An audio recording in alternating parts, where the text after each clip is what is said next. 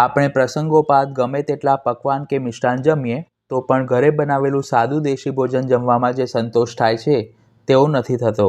ઘરનું ભોજન ઓછા મસાલા તેમજ સ્વચ્છતાથી બનતું હોવાથી તે આપણા આરોગ્યને પણ બિલકુલ નુકસાન નથી કરતું, તેમજ સમતોલ આહાર લેવાથી આપણા શરીરને દરેક પ્રકારના પોષક તત્વો પૂરતા પ્રમાણમાં મળી રહે છે. તો આજે આપણે સાંજ માટે દેશી ગુજરાતી થાળીમાં પીરસવામાં આવતી ફૂલેલી સોફ્ટ ભાખરી, તેની સાથે નવા પ્રકારનું સ્વાદિષ્ટ ભરેલું શાક અને પચવામાં હલકી એવી ખીચડી બનાવીશું. તો વિડીયોને સ્કીપ કર્યા વિના એન્ડ સુધી અવશ્ય જોજો. રેસીપીની શરૂઆત કરીએ. સૌ પ્રથમ ખીચડી બનાવવા માટે મેં 1 કપ ગુજરાત 70 ચોખા અને અડધો કપ તુવેરની દાળ લીધી છે. ચોખા તમે જીરાસર, કૃષ્ણકમોદ અથવા તો ઘરે જે પણ રેગ્યુલર યુઝમાં લેતા હો તે લઈ શકો છો. તુવેરની દાળ મેં મોયા વગરની કોરી લીધી છે. જો તમે મોયેલી દાળ લેતા હો તો તેને 2 થી 3 વખત પાણીથી સરખી રીતે ધોઈ લેવી. આ દાળ ચોખાને મેં 1 કપ પાણીમાં અડધો કલાક માટે પલાળી રાખ્યા હતા, જેથી તેનો દાણો સરસ ફૂલી ગયો છે અને પ્રેશર કૂક કરવામાં પણ સમય ઓછો લાગે છે. હવે પ્રેશર કુકરમાં પલાળેલા દાળ ચોખાને પાણી સહિત જ કાઢી લઈશું.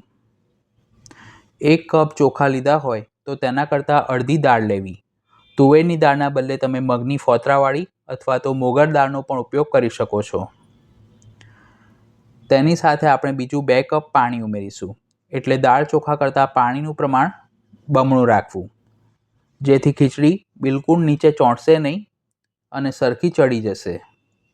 તેમાં અડધી ચમચી હળદર અને સ્વાદ પ્રમાણે અથવા તો 1 થી સવા ચમચી મીઠું ઉમેરી તેને ચમચી વડે મિક્સ કરી લઈશું. અને ખીચડી ઉભરાય નહીં અને તેનો ટેસ્ટ પણ સારો આવે તેના માટે 1 ચમચી ઘી ઉમેરી કુકરનું ઢાંકણ બંધ કરી સ્લો ટુ મીડિયમ ફ્લેમ પર 3 વિસલ થાય ત્યાં સુધી પ્રેશર કૂક કરીશું. જો તમે દાળ ચોખા પહેલેથી પલાળીને ન રાખ્યા હોય તો 4 વિસલ કરવી. હવે શાક બનાવવા માટે મેં 500 ગ્રામ સરસ લીલા અને કૂણા ગલકાને પાણીથી ધોઈને લીધા છે. ચપ્પા વડે તેની બંને બાજુના ડીટા કાઢી પોટેટો પીલર વડે તેના ઉપર જે ગ્રીન છાલ છે તેને કાઢી લઈશું. માર્કેટમાંથી જ્યારે પણ તમે ગલકા ખરીદો ત્યારે તે આ રીતના વધારે પડતા જાડા પણ નહીં અને બહુ પાતળા પણ નહીં તેવા લેવા. અને ગલકા જેટલા ફ્રેશ હશે તેટલું શાક પણ પ્રમાણમાં ટેસ્ટી બનશે. વારાફરતી બધા જ ગલકાને છોડી લીધા બાદ તેને આ રીતના 2-2 ઇંચના ટુકડામાં સમારી લઈશું. અત્યારે ભરેલા ગલકાનું શાક બનાવી રહ્યા છે,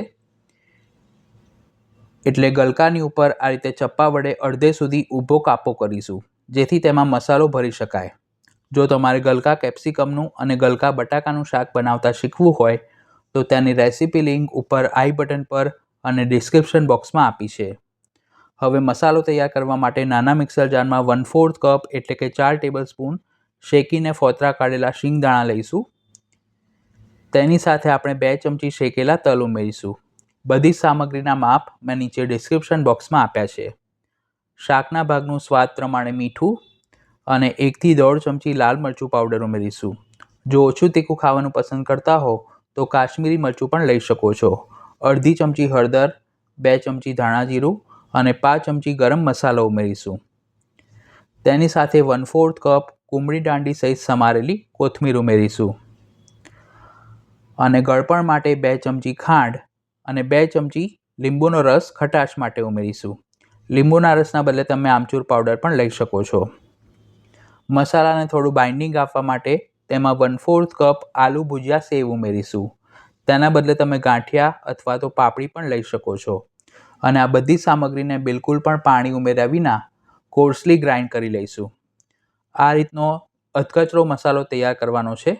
જો તમે પાણી ઉમેરશો તો મસાલો છે તે ગલકામાં ભરતા નહીં ફાવે.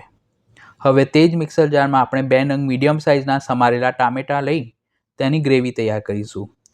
તેમાં તીખાશ માટે 2 નંગ મધ્યમ તીખા હોય તેવા મરચાં અને 2 ઇંચ છોલીને સમારેલું આદું ઉમેરીશું અને તેની સ્મૂથ પેસ્ટ તૈયાર કરીશું. જે લોકો લસણ ખાવાનું પસંદ કરતા હોય તેઓ 3 થી 4 કળી લસણ પણ ઉમેરી શકે છે. આ રીતની પેસ્ટ તૈયાર થાય પછી આપણે જે ખીચડી તૈયાર કરવા માટે મૂકી હતી તેમાં વિસલ થઈ ગઈ છે.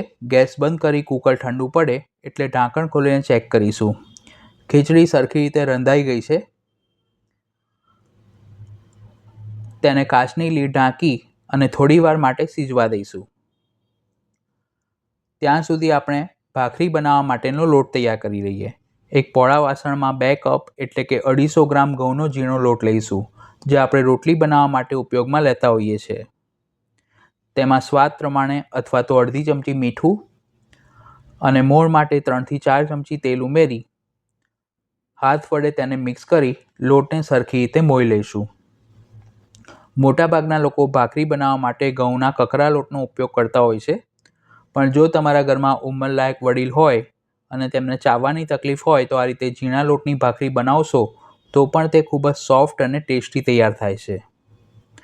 લોટને સરખો મોઈ લીધા બાદ તેમાં જરૂર મુજબ થોડું થોડું પાણી ઉમેરી અને વધુ પડતો કઠણ પણ નહીં અને રોટલી જેટલો નરમ પણ નહીં તેવો મધ્યમ કઠણ લોટ બાંધીને તૈયાર કરીશું. આટલા લોટને બાંધવામાં પોણા કપ પાણીની જરૂર પડે છે. આ ભાખરી તમે ગરમ ખાઓ તો પણ એટલી ટેસ્ટી લાગે છે અને વધે તો સવારે ચા સાથે તમે નાસ્તામાં પણ ખાઈ શકો છો.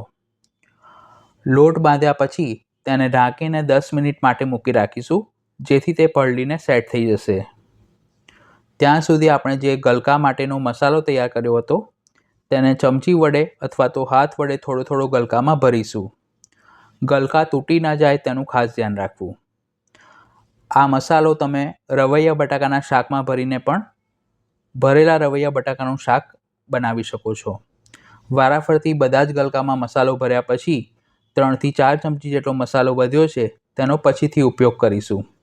શાકને વઘારવા માટે આ રીતના ફ્લેટ બોટમ પેનમાં 1/4 કપ તેલ ગરમ કરી તેમાં અડધી ચમચી ઝીણી રાઈ, અડધી ચમચી જીરું, 5 ચમચી હિંગ, થોડી હળદર અને થોડું લાલ મરચું પાવડર ઉમેરીશું. વઘાર તૈયાર થાય એટલે આપણે જે આદુ મરચાં અને ટામેટાની પ્યુરી તૈયાર કરી હતી તે તેમાં ઉમેરી તેની કચાશ દૂર થાય ત્યાં સુધી 3 થી 4 મિનિટ માટે સાંતળી લઈશું. ગ્રેવીમાંથી તેલ છૂટું પડે ત્યાં સુધી તેને કૂક કરવી જરૂરી છે. જો ગ્રેવી કાચી રહેશે તો પણ શાકમાં તેનો ટેસ્ટ એટલો સારો નહીં આવે. આ રીતે તેલ છૂટું પડવા લાગે પછી જે ગલકા ભરીને રાખ્યા હતા તેને પેનમાં આ રીતે થોડા થોડા અંતરે ગોઠવીશું. જો તમે ઊંડી કઢાઈમાં શાક બનાવશો તો ગલકાને ઉપરા છાપરી મૂકવા પડશે, તો તેને કૂક થવામાં પણ ઘણો લાંબો સમય લાગશે.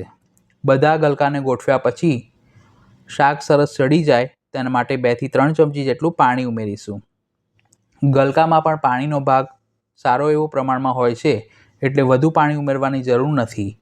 તેને ઢાંકીને 7 થી 8 મિનિટ માટે સ્લો ટુ મીડિયમ ફ્લેમ પર કૂક કરીશું. ત્યાં સુધી આપણે જે લોટ બાંધીને રાખ્યો હતો તેના ઉપર થોડું તેલ ઉમેરી તેને કેળવીને સ્મૂથ કરીશું અને તેમાંથી મધ્યમ સાઇઝના લુવા બનાવીશું. જો તમારે મસાલા ભાખરી બનાવવી હોય તો તેની રેસીપી પણ મેં ઉપર આઈ બટન પર અને ડિસ્ક્રિપ્શન બોક્સમાં આપી છે. 7 થી 8 મિનિટ બાદ હવે ગલકા નીચેની બાજુથી કૂક થઈ ગયા છે. ચમચી વડે હળવા હાથે તેને પલટાવી અને બીજી બાજુ પણ તેને કૂક થવા દઈશું. આ શાક બનાવવાની કુકિંગ પ્રોસેસ ટોટલ 15 થી 17 મિનિટની છે. મોટાભાગના લોકોને ગલકાનું શાક ખાવાનું પસંદ નથી હોતું, પણ જો તમે આ રીતે બનાવશો તો તે ખૂબ જ સ્વાદિષ્ટ તૈયાર થશે. જો તમને પાણી થોડું ઓછું લાગે તો 2 થી 3 ચમચી જેટલું ફરીથી ઉમેરી શકો છો. જે મસાલો વધ્યો હતો તે શાક ઉપર આ રીતે થોડો થોડો ભભરાવીશું અને ફરીથી તેને ઢાંકીને 5 થી 7 મિનિટ માટે સ્લો ટુ મીડિયમ ફ્લેમ પર કૂક કરીશું. શાક થઈ ગયું છે અને જે મસાલો આપણે ઉમેર્યો હતો તે પણ સરસ ભળી ગયો છે. જોતાં જ ખાવાનું મન થઈ જાય તેવું એકદમ ટેસ્ટી ભરેલા ગલકાનું શાક બનીને તૈયાર છે. ગેસ બંધ કરતાં પહેલાં છેલ્લે તેના ઉપર 1 ટેબલસ્પૂન બારીક સમારેલી કોથમીર ઉમેરીશું અને તેને ઢાંકીને થોડીવાર માટે સિજવા દઈશું. ત્યાં સુધી આપણે જે લુવા કરીને રાખ્યા હતા તેને આદણી પર મૂકી તેમાંથી મધ્યમ જાડી ભાખરી વણી લઈશું.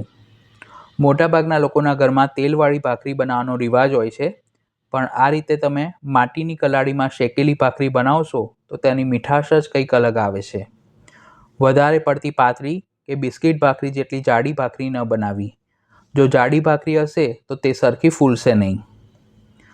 માટીની કલાળીને ગેસ ઉપર ગરમ કરી તેમાં વારાફરતી એક એક ભાખરીને શેકી લઈશું. બંને બાજુથી ભાખરી થોડી બદામી રંગની થાય એટલે તેને ફૂલ ફ્લેમ પર આ રીતે ફૂલાડીશું, જેથી તે અંદરથી બિલકુલ કાચી નહીં રહે. જો તમારે ભાખરીને આ રીતે ગેસ ઉપર ફૂલાડીને ન બનાવી હોય તો તેને માટીની કલાળીમાં પણ બંને બાજુ સરખી રીતે શેકીને તૈયાર કરી શકો છો. સાંજે જમવામાં જો તમે થોડી વધુ ભાખરી બનાવો અને સવારે વધે તો તેને રોટલી કે બાજરીના રોટલાની જેમ છાશમાં વઘારીને ખાશો તો પણ તે ખૂબ જ સ્વાદિષ્ટ લાગે છે. ભાખરી ગરમ હોય ત્યારે જ તેના ઉપર 1 ચમચી જેટલું ઘી લગાવીશું. આ ભાખરીને તમે મિક્સરમાં થોડો ગોળ અને ઘી ઉમેરી તેનું ઇન્સ્ટન્ટ ચૂરમું પણ બનાવી શકો છો. તો આ રેસીપી તમે ઘરે જરૂર ટ્રાય કરજો. આપણી ગુજરાતી થાળી પાપડ, અથાણું અને છાશ વિના અધૂરી માનવામાં આવે છે. તો ચોખાના લોટની પાપડી, જેને આપણે ખીચિયા પાપડ અથવા તો સારેવડા પણ કહીએ છીએ, તેને ગેસ ઉપર શેકી લઈશું. તમે માઇક્રોવેવમાં 30 થી 45 સેકન્ડ માટે પણ શેકી શકો છો. ખીચડી સાથે આ રીતની શેકેલી પાપડી અને દાળ ભાત સાથે તળેલી પાપડી ખાવાની ખૂબ જ મજા આવે છે. હવે આ બધી જ વાનગીઓને આપણે થાળીમાં સર્વ કરીશું. તો તમે પણ આ દેશી ગુજરાતી થાળીની રેસીપી ઘરે જરૂર ટ્રાય કરજો. વિડીયો પસંદ આવી હોય તો તેને લાઇક અને શેર કરવાનું ન ભૂલશો. ચેનલ પર પહેલી વાર આવ્યા હો તો આવી ટ્રેડિશનલ અને સાત્વિક રેસીપીના વિડીયોઝ જોવા માટે તેને સબસ્ક્રાઇબ કરી બાજુમાં આપેલા બેલ આઇકોન પર ક્લિક કરજો. તો ફરી મળીશું એક નવી રેસીપી સાથે.